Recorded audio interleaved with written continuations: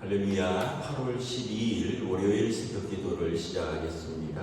사도신경으로 우리의 신앙을 고백합니다. 나는 전능하신 아버지 하나님 천지의 창조주를 믿습니다. 나는 그의 유일하신 아들 우리 주 예수 그리스도를 믿습니다. 그는 성령으로 잉태되어 동정녀 마리아에게서 나시고 본디오 빌라도에게 고난을 받아 십자가에 못 박혀 죽으시고 장사된 지 사흘 만에 죽은 자 가운데서 다시 살아나셨으며 하늘에 오르시어 전능하신 아버지 하나님 우편에 앉아 계시다가 거기로부터 살아있는 자와 죽은 자를 심판하러 오십니다. 나는 성령을 믿으며 거룩한 공교회와 성도의 교제와 죄를 용서받는 것과 물의 부활과 영생을 믿습니다. 아멘. 찬송가 267장 찬양하시겠습니다. 찬송가 267장입니다. 주의 확실한 약속의 말씀 듣고 주만 믿으면 구원을 얻으리라. 할렐루야 할렐루야. 내가 예수를 믿어 그의 흘리신 피로 내 죄 씻었네. 할렐루야 할렐루야. 내가 예수를 믿어 그의 흘리신 피로 내 죄 씻었네. 나의 갈 길이 험하고 위험하나 항상 예수의 도우심 믿고 가네. 할렐루야 할렐루야.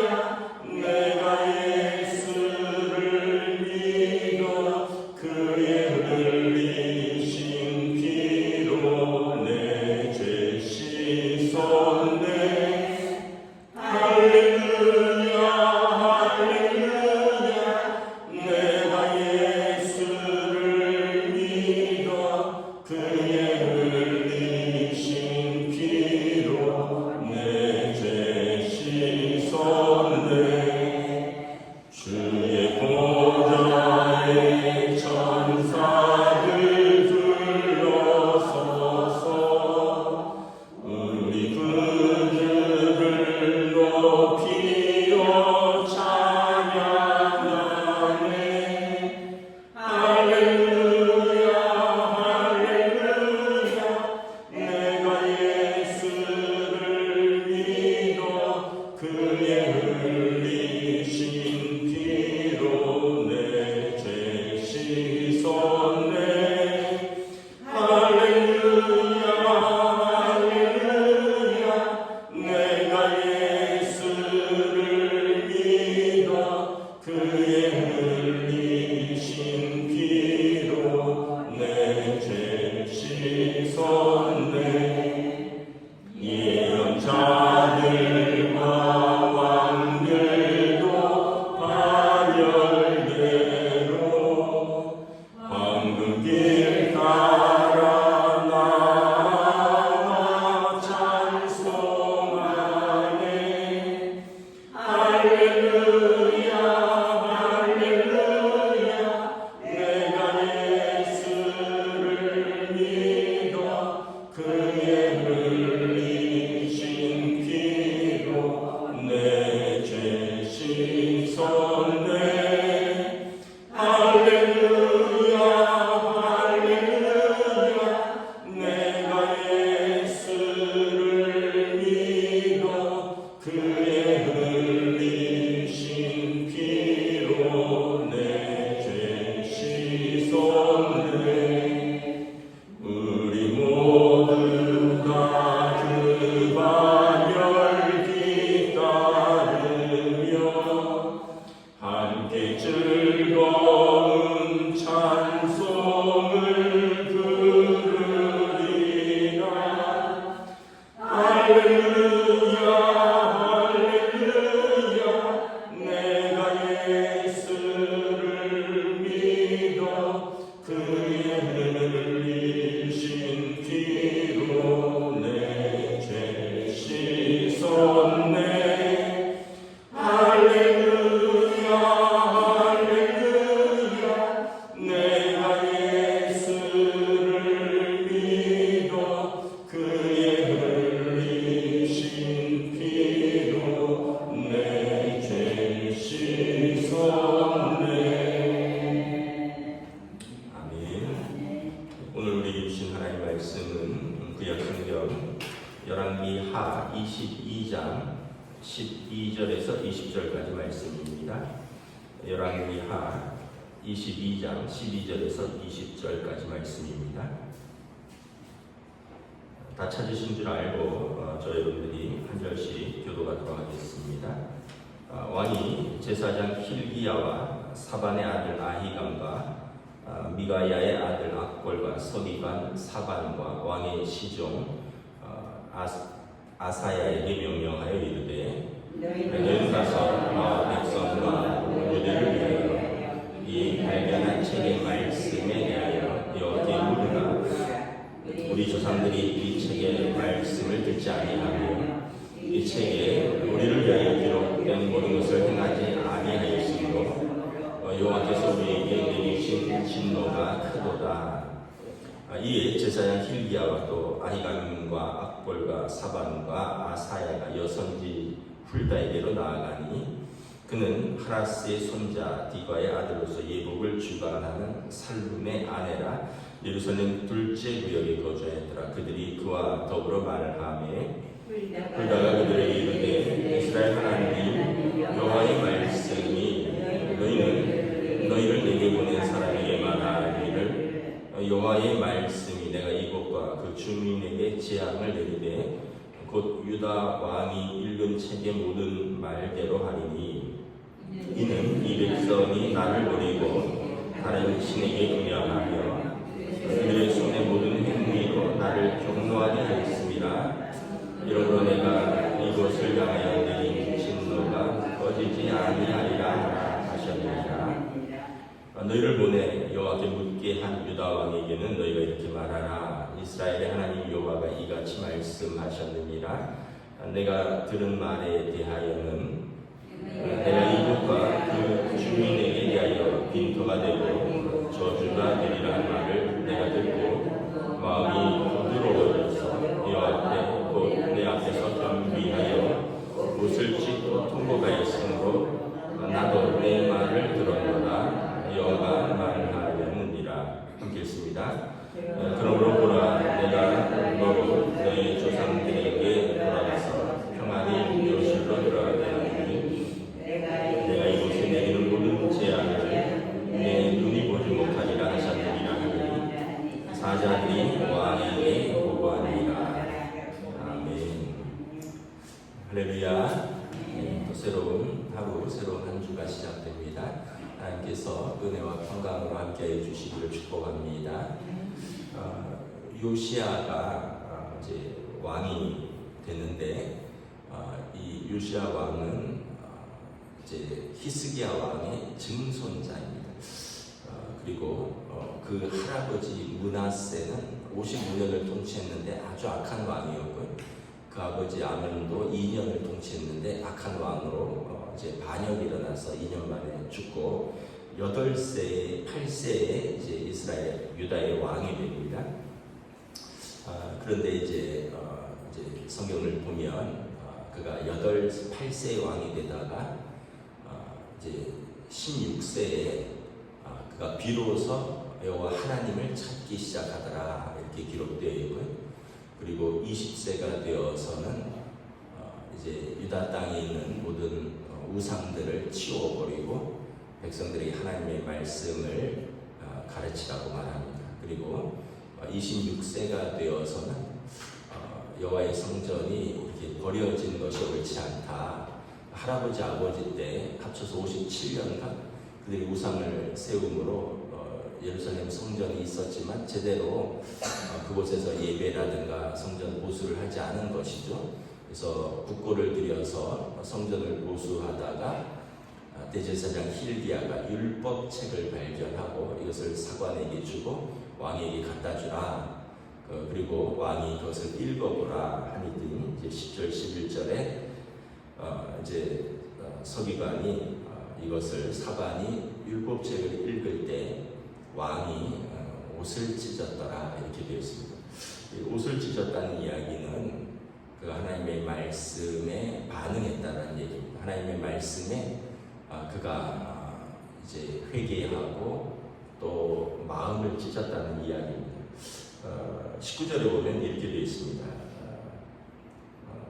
내가 듣고 마음이 부드러워져서 여호와 곧 내 앞에서 겸비하여 옷을 찢고 통곡하였으므로 나도 내 말을 들었노라 여호와가 말하였느니라.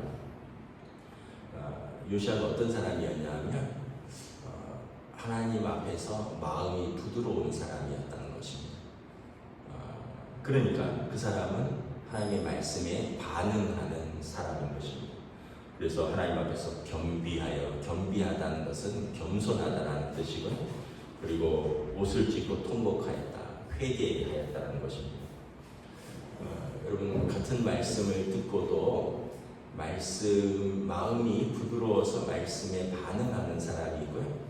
같은 말씀을 듣고도 마음이 딱딱해서 마음에 전혀 반응과 변화가 일어나지 않는 사람이 있습니다. 사도행전에 보면 이제 바울 사도가 전도 여행을 가는데 그가 이제 빌립보에서 전도를 하고요.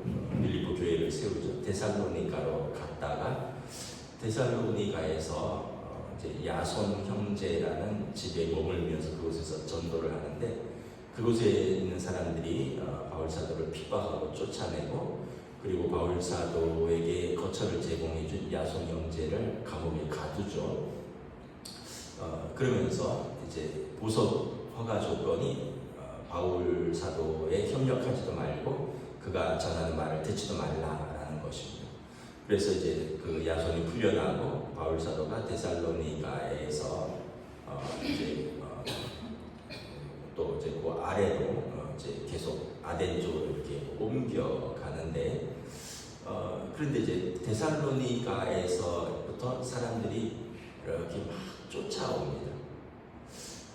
그리고 와서는 쫓아다니면서 반대를 하는 거예요. 어떤 사람들은 복음의 말씀을 듣고 또 그것을 듣고 반대만 할 뿐만 아니라 쫓아다니면서 반대하는 사람들이고 그 바울 사도가 옮긴 곳이 어디냐면 베레아인데 베레아 사람들은 성경에 이렇게 되어 있습니다.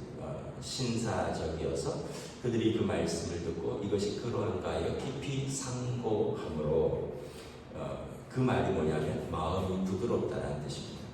데살로니가 사람들은 마음이 완악해서 똑같은 말씀을 들어도 반대하고 또 그것을 전하는 사람을 핍박하는데 베레아 사람들은 마음이 부드러워서 그 말씀을 듣고 이것이 그러한가 하여 깊이 묵상함으로 상고한다. 그것을 생각하고 묵상한다는 뜻입니다. 그래서 베레아에서 많은 사람들이 믿는 사람들이 일어났다라고 성경은 기록하고 있는 것입니다. 우리가 이제 먼저는 우리의 마음이 부드러워야 된다는 거예요. 하나님의 말씀에 대해서 마음이 이렇게 열려 있어야 됩니다. 우리의 마음이 어떤 예수님께서도 말씀하셨잖아요. 마음의 밭을 4가지 밭에 비유하셨잖아요. 돌짝밭도 있고 길가밭도 있고 가시밭도 있고 가시떨기밭도 있고 부드러운 밭, 옥토 같은 밭이 있고 어떤 밭에서 씨가 뿌리를 내리고 가지가 올라오고 열매를 맺겠느냐. 그래서 우리가 마음을 스스로 완악하게 할 필요가 없습니다. 하나님에 대해서 사람에 대해서 열린 자세가 필요해요. 하나님에 대해서 우리가 열리면 구원의 길이 열립니다. 사람에 대해서 우리가 열린 자세가 있으면 그 사람을 친구로 얻을 수 있습니다. 근데 하나님 앞에서도 자기의 고집을 꼭 주관하는 사람들이 있어요. 그리고 사람에 대해서도 막혀 있어요. 그러면 하나님에 대해서 막혀 있으면 큰일이죠. 구원의 길이 닫히는 거예요. 사람에 대해서도 이렇게 완악하고 닫혀 있으면, 다른 사람의 말에 전혀 귀 기울이지 않으면 사람들이 그 사람을 멀리합니다. 독불장군이라고 하는 거죠. 요시야 왕은 특징이 마음이 부드러운 사람이었다. 하나님에 대해서 특별히 말씀을 들을 때 그가 겸비하고 옷을 찢고 통곡하였다라는 것입니다. 또 하나는 무엇이 우리를 변화시키고 무엇이 우리를 이렇게 통곡하게 할까, 회개하게 할까?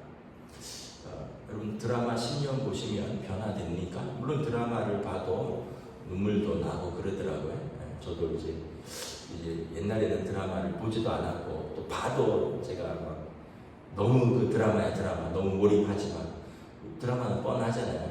그런데 이제 조금 나이가 들어가니까 저도 이렇게 드라마를 보다가 슬픈 장면이 나오면 눈물이 나더라고요. 그랬더니 저희 아이들이 아빠 늙었네, 늙었어 이러더라고요. 근데 여러분 드라마 10년 보고 울어서 우리가 변화될까요? 여러분 뭐 운동들 하시잖아요. 어떤 분은 골프도 하시고 어떤 분은 뭐 마라톤도 하시고 어떤 분은 뭐 배드민턴도 하시고 어떤 분은 볼링도 치시고 뭐 조기 축구도 하시고. 근데 여러분 운동 10년 하면 사람이 변화될까요? 몸은 변화되죠. 운동을 하니까. 또 10년 뭔가를 꾸준히 한다는 것은 성실함이니까 그렇게도 하지만 정말 우리를 변화시키는 것은 무엇일까? 하나님의 말씀이라는 거죠. 하나님의 말씀은 이렇게 듣고 또 이 작은 겨자씨와 같아서 그 작은 씨앗이 떨어져서 우리의 마음밭에서 이제 나무가 되고 자라고 새들이 깃들이는 큰 나무가 되면서 우리 안에서 자라는 거죠. 또 하나는 예수님께서 하나님의 말씀은 천국은 누룩과 같아. 그 작은 누룩, 그 곰팡이지만 이것이 이제 밀가루에 침투되어서 전체를 부풀게 한다. 이 말씀이 우리 삶을 이렇게 변화시키고 그 말씀이 우리의 마음을 노크를 하죠. 요한계시록에 예수님께서 이제 말씀하시죠.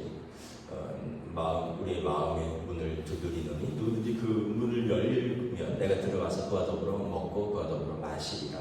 우리가 마음의 문을 열고 하나님의 말씀을 받아들이면 우리 안에 성령님께서 들어오셔서 우리와 더불어 먹고 마시고 동행하신다는 거죠. 그럼 이제 우리의 삶이 변화되는 거죠. 그래서 어떻게 보면 변화가 되게 더딘 것 같기도 하고 또 그런 말씀들을 하기도 합니다. 사람은 좀체 안 변한다. 그런 것 같기도 해요. 사람이 안 변하는 것 같기도 하고. 그런데 그래도 하나님의 말씀 안에서 계속 변화됩니다. 그 완악했던 사람들이 오랜 신앙생활 속에서 부드러워지고요. 그 죄를 몰랐던 사람들이 하나님의 말씀 속에서 그 죄에 대해서 슬퍼하고 또 그 반복해서 넘어지는 자신을 보면서 아파하고 그리고 자신 때문에 하나님 아버지가 근심하시는 것을 보면서 또 자기도 근심하는 거룩한 변화들이 일어나는 거죠. 그래서 우리를 변화시키는 것은 뭐냐? 여러분 미안하지만 여러분들의 남편이 여러분을 변화시키는 게 아니라 여러분들의 부인이 변화시키는 것이 아니라 하나님의 말씀이 우리를 변화시킨다. 그리고 말씀에 변화된 우리로 말미암아 우리와 함께 있는 사람들이 변화가 일어난다라는 것입니다. 요시아가 변화되고요. 그 나라가 이렇게 다 같이 거룩해지는 것을 볼 수 있습니다. 요시아가 말씀에 관심을 가지고 오늘 보면은 여러 신하들 그리고 여러 사람들에게 선지자에게 가서 말씀을 물어라. 이 말씀의 뜻이 무엇이냐? 그리고 그 말씀의 뜻을 전해 듣고 모든 사람들이 말씀에 관심을 가지고 말씀에 반응을 하기 시작을 하는 것이죠.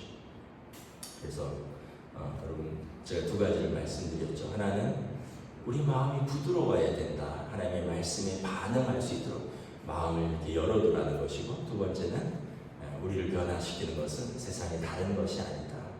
뭐 세상의 학문도 우리를 좀 변화시키고 뭐 그러겠지만 그거보다 우리를 근본적으로 변화시키는 것은 하나님의 말씀이다. 그리고 하나님께서 회개하는 자에게 은혜를 베푸신다라는 거예요. 오늘 이제 쭉 14절부터 쭉 보면 여선지자 훌다에게 가서 묻습니다. 하나님의 말씀의 뜻이 무엇이냐? 우리가 그리고 우리의 조상들이 하나님의 말씀을 지키지 아니하였다. 그랬더니 그 아버지 때 그리고 할아버지 므낫세 57년간 우상 숭배로 하나님을 떠나 있었거든요. 그래서 요시아가 하나님의 말씀을 읽어보니 우리가 그 말씀을 지키지 아니하였다라는 거죠. 그리고 그 말씀의 결과가 어떻게 되느냐 가서 물어라 했더니 17절에 보면 이렇게 됐습니다. 이는 이 백성이 나를 버리고 다른 신에게 분향하며 그들의 손의 모든 힘으로 나를 경노하게 하였으므로 그러므로 내가 이곳을 향하여 내린 진노가 꺼지지 아니하니라. 하나님께서 이건 계약사항 위반이거든요.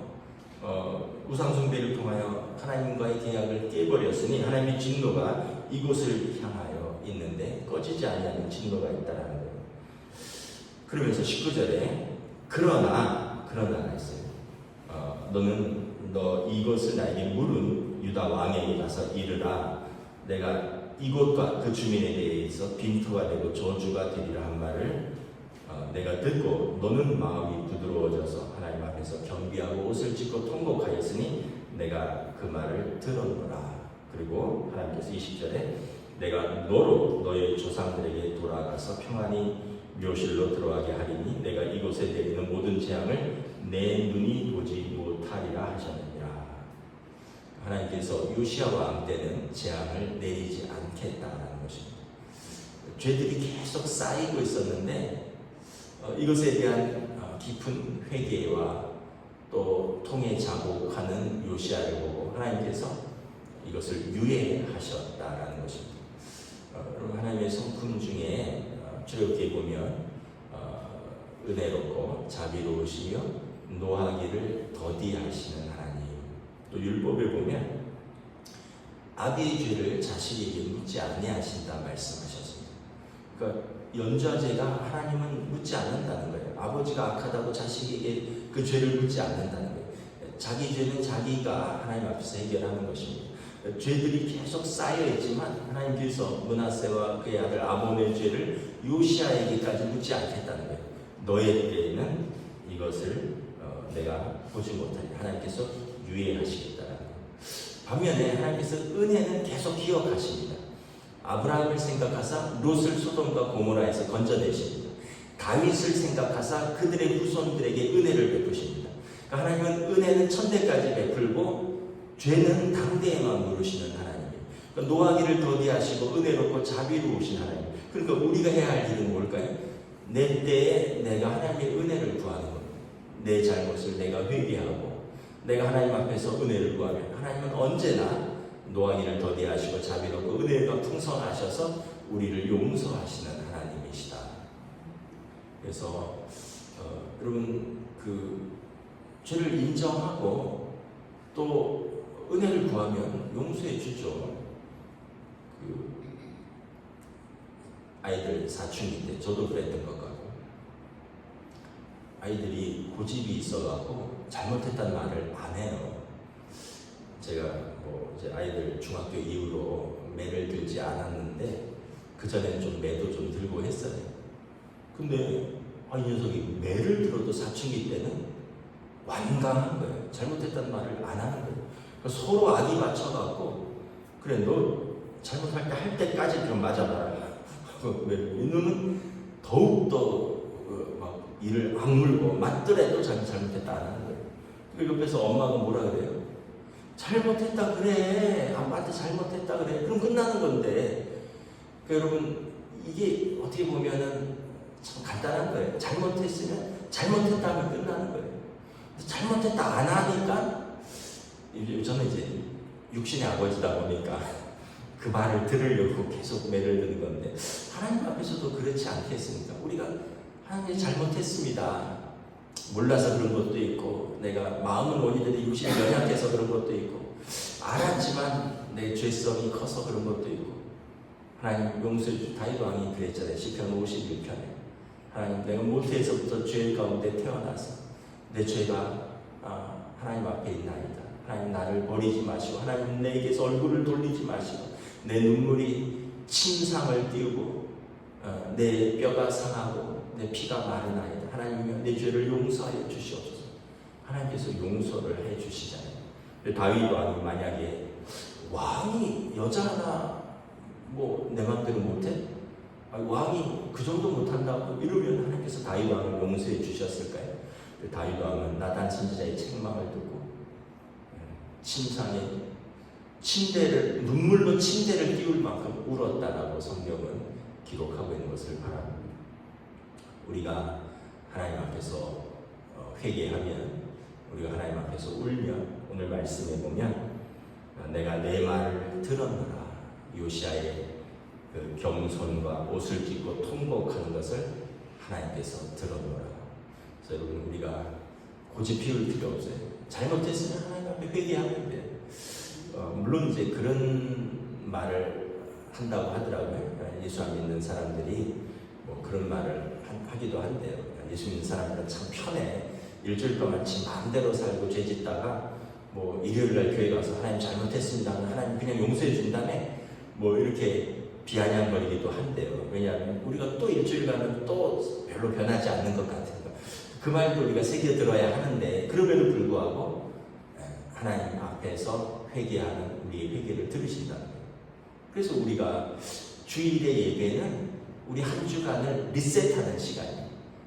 이렇게 좀 방향이 잘못된 것들, 이렇게 흐트러진 것들, 이렇게 바로잡는, 기준을 바로잡는 시간이에요. 또 살다 보면 또 흐트러져요. 그럼 또 하나님 앞에서, 또 그 주일의 예배가 말씀 앞에서 또 우리의 삶을 리셋하는 시간이죠. 근데 그런 거 없이 계속해서 자기 소견에 오른 대로만 평생 산 사람은 리셋할 기회도 없는 거예요. 그럼 나중에 마지막에 하나님 앞에 섰을 때, 물론 반복해서 회개하는 것도, 계속 죄짓고 또 회개하고 계속 죄짓고 회개하는 것도 좀 그렇긴 하지만, 그럼에도 불구하고 회개하는 사람과 한 번도 회개하는 것 없이 그냥 자기 소견에 옳은 대로 평생 세상의 즐거움만을 추구하고 자기 마음대로 산 사람과 어찌 같을 수 있겠습니까? 오늘 요시아를 보면서 하나님께서 너의 통곡, 너의 옷을 찢는 회개, 그리고 너의 말씀에 대한 반응 하나님께서 들었노라. 그러므로 이 진노를 유예하겠노라. 요시아 때는 망하지 않을 것이다. 내가 살 동안에는 그 하나님의 진노를 보지 못할 것이다. 하나님이 은혜를 베푸시는 것을 봅니다. 말씀을 마치겠습니다. 저와 여러분들이 언제나 우리가 말씀에 반응하면 우리 좋으신 아버지 하나님은 언제나 우리를 용서해 주시고 우리에게 은혜를 베푸시고 또 우리에게 사랑으로 함께하여 주실 것을 믿습니다.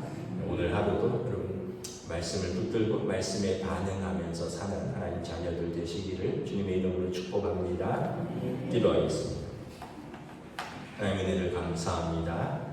참으로 요시아 왕이 성전을 수리하다가 거기서 토라 율법 책을 발견하고 서기관 사반이 그 말씀을 읽을 때 요시아가 옷을 찢고 통곡하며 하나님 앞에 울었더라 기록하고 있습니다. 그리고 하나님께서는 요시아의 그 겸손과 옷을 찢고 회개하며 통곡하는 요시아의 기도를 들으시고 그에게 은혜를 베푸시고 그가 있는 날 동안에는 그와 그의 나라와 그의 백성이 하나님의 은혜 가운데 있고 평안을 누리는 것을 바라봅니다. 우리의 삶에 언제나 회개가 있고 겸손히 하나님 앞에 마음을 부드럽게 하며 말씀에 반응하는, 그래서 은혜와 평안의 삶으로 주의 백성들을 지켜주시옵소서. 감사를 드리오며 우리 주 예수 그리스도 이름으로 기도드리옵나이다. 아멘. 하늘에 계신 우리 아버지의 이름을 거룩하게 하시며 아버지의 나라가 오게 하시며 아버지의 뜻이 하늘에서와 같이 땅에서도 이루어지옵소서. 오늘 우리에게 일용할 양식을 주시고 우리가 우리에게 잘못한 사람을 용서하여 준 것 같이 우리들을 용서하여 주시고 우리를 시험에 빠지지 않게 하시고 악에서 구하소서. 나라와 권능과 영광이 영원히 아버지의 것입니다. 아멘.